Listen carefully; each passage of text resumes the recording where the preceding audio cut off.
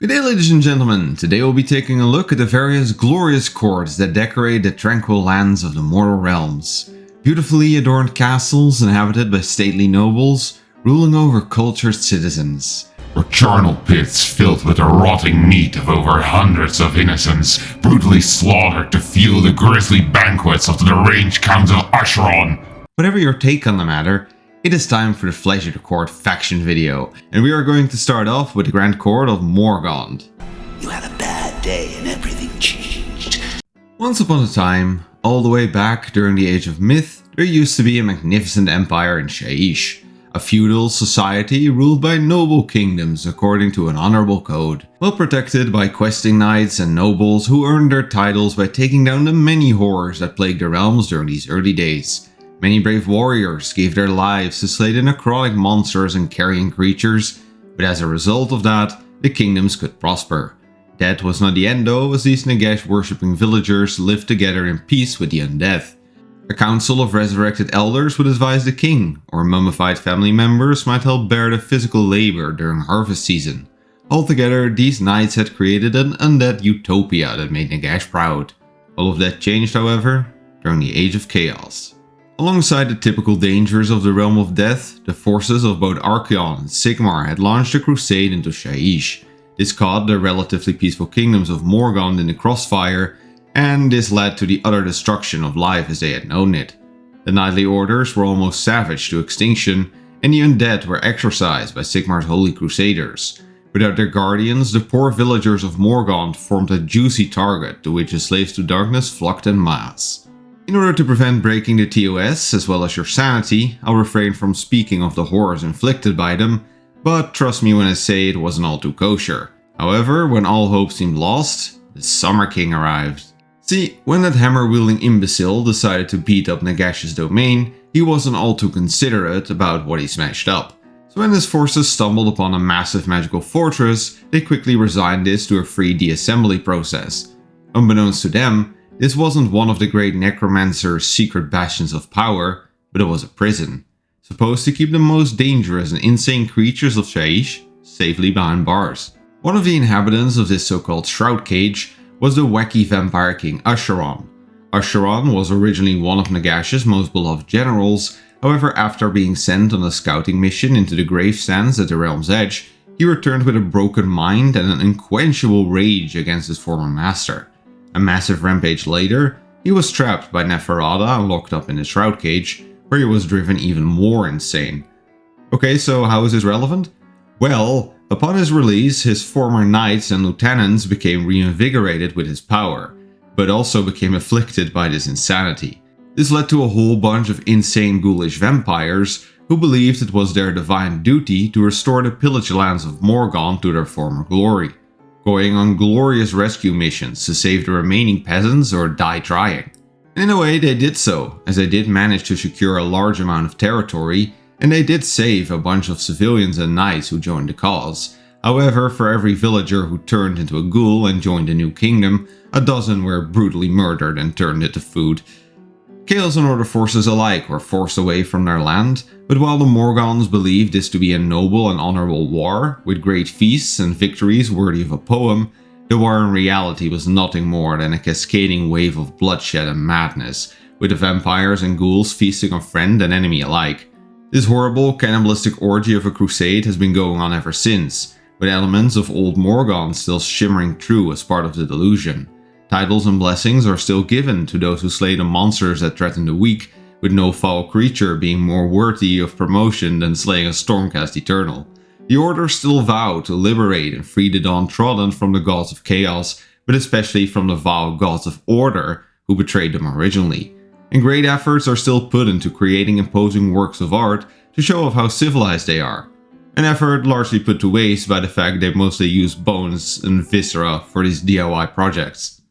We have the Holy Hand Grenade. Yes, of course! The Holy Hand Grenade of Antioch. 'Tis one of the sacred relics Brother Maynard carries with him. One of the knightly orders mentioned previously was specialized in questing for magical artifacts or relics. It was them who would go seeking for the Holy Grail of Bathwater, the Lion Sword stuck in a rock, or the sequel to the beloved Bretonnian zombie novel Half-Life 2. While his name has not survived the ravages of time, chaos, delusion, and bad writing, their king, which we will call King Squirrel from now on, would send his knights on quests to retrieve these items and bring them back to their keep. Here he would cast Identify on them and investigate how they could best be put to use. Those artifacts that could be used for good were sent to wherever they could be most useful. In fact, that was the entire idea of their knightly order, to seek relics that could better the lives of the people in the mortal realms. But naturally, not all the items unveiled by their search were benign. Some were cursed by dark powers, while others were simply too powerful or too destructive to surrender to mortal hands. The hundreds, if not thousands, of dark and nuclear class relics found by the Order were placed in secret vaults hidden in the darkest corners of Shaiish. Hidden far underground, like a squirrel who would burrow his nuts. Maybe I really should stop drinking while writing these. Anyways, when the Age of Chaos started and both the forces of Chaos and Order started ravaging his lands of Shaiish, King Squirrel realized the end was nigh. Seeing no way in which the Morgauntians could win this war, he sent out his knights on one final quest. Find the secret vaults and make sure they do not fall into the hands of the enemies. It is quite heroic when you realize these knights left to protect the realms from these dark artifacts instead of trying to flee with their own friends or family like many others would have done. Sadly, there was not going to be a happy end for these knights, as they never made it to the hidden vaults of King Squirrel. The taint of chaos, as well as regular enemy encounters, slowed down their march to a crawl, and soon their rations ran out. Trapped in hostile barren wastes, filled with nothing but demons, a hard decision was made. They had gone too far to give up now, so in order to reach their final destination and fulfill their quest, the knights killed and ate their squires and retainers. But still, food ran out, and so the knights ate their horses, continuing on foot through the wastes. But with these dark deeds weighing heavy on their shoulders, and with the impossibility of their quest starting to dawn on them, the knights slowly lost their marbles. Ages later, the Order of the Squirrel is still looking for these vaults, but their knights are nothing more than hulking monstrosities. Their swords long rusted and left by the wayside. They now utilize the bones taken from crypts they have mistaken from the vaults of legends. The vaults will likely never be found, but the Knights of Hollowmourne will still keep on raiding random crypts and cities until they find them. The only upside being that since they have mostly mutated into crypt horrors, they can still charge without ever needing a real horse. Praise the sun!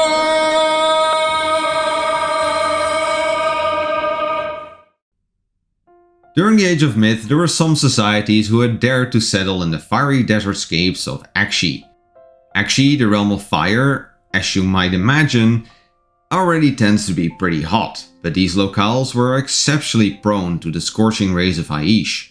As a result of this, the lives of the so-called heliotheocrats was completely dictated by the realm of light's movements. Around high noon, the sunlight even became so intense that people were forced inside to prevent their skin from literally burning off. It was a challenging life, but by respecting the sun's power and with a good dose of ingenuity, the heliotheocrats made it work, especially since Akshi's magically adapted plant life ensured a bountiful harvest in those energy-rich regions, partially out of fear for its destructive powers, but also to make sure that their source of energy would not abandon them to the darkness. The heliotheocrats started to worship the sun as an entity.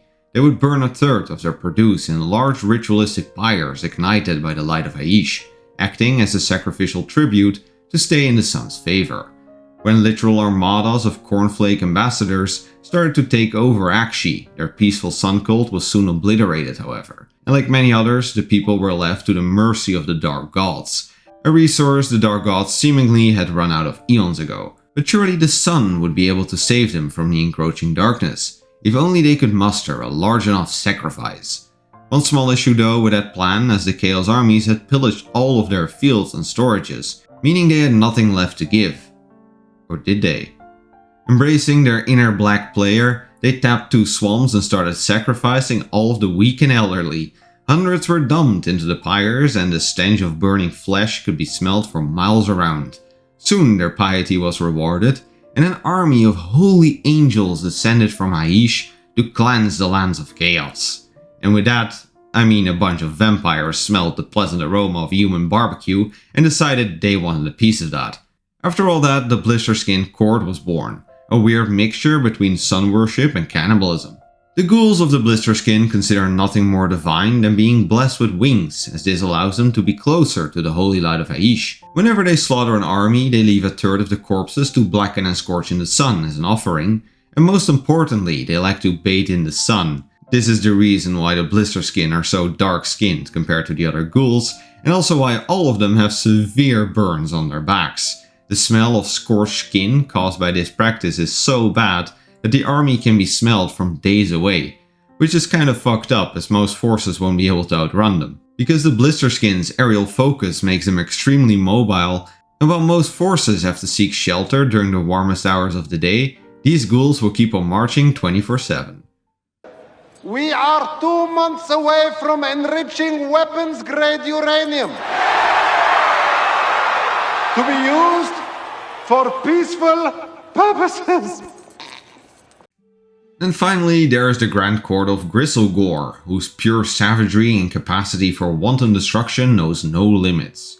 You might have guessed it, but these animalistic butchers originate from Gur, the realm of beasts. However, while they might originate from this tumultuous realm, they actually started off extremely calm and composed. The so-called Tranquil Kingdoms, and yes, that is actually what they're called, had a culture completely built around self-control. In order to keep the beast within chained, the Tranquilos spent ample time meditating and fasting. Sure, they would sometimes be forced into combat, and within the wildlands of Gur, vegetarianism isn't really an option, but they would only unleash the beast if absolutely necessary, and even then they would quickly compose themselves again, filled with shame for showing a glimpse of their realm-given anger issues. All of that changed during the Age of Chaos, because similarly to the other Grand Courts, the Tranquil Kingdoms got completely crushed under the endless tide of chaos. What also didn't help was that the Gristlegorians were pretty woke for their time. By only building their armies out of the most elite warriors and most capable leaders, they tried to keep all of the triggers away from their citizens' safe spaces. Admirable in a way, but this also meant that after the first battle against Chaos was lost, almost all of their leaders and warriors had been butchered, basically leaving all of these rage-filled non-combatants to their own demise. And that, ladies and gentlemen, is where the Aberrants of Usheron came into play, who saw the power vacuum and quickly turned it into free real estate. Sure, the citizens don't like violence and would only go on murder sprees when no other option was available, but with chaos flooding the realms, there truly was no other option than to start fighting tooth and nail. Literally.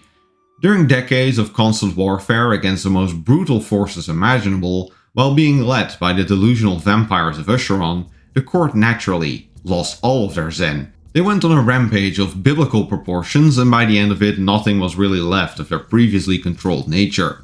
Sure, in their delusions, the Gristlegorians still believe to be in control of the beast, and every burst of violence is rationalized into oblivion. But no court is as violent or destructive as the Gristlegore.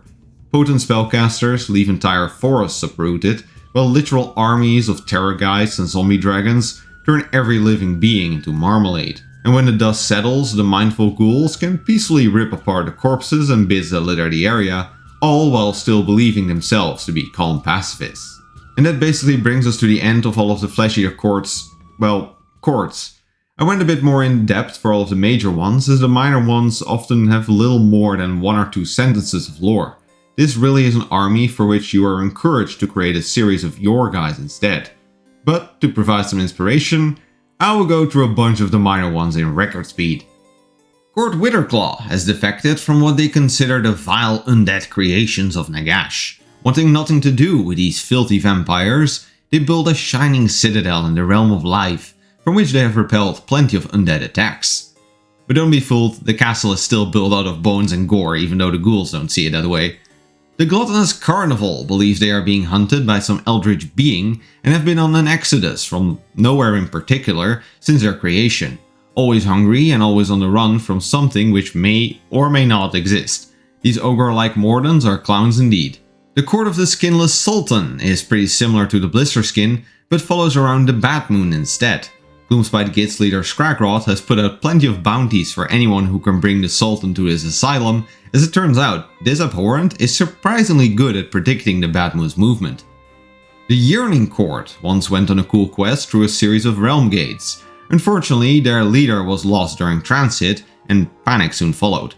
The courtiers have managed to keep a level of control by generously rewarding everyone who stays in line, and as a result, there is a highly disciplined army of ghouls decorated with banners and jewelry on a quest to find their lost leader.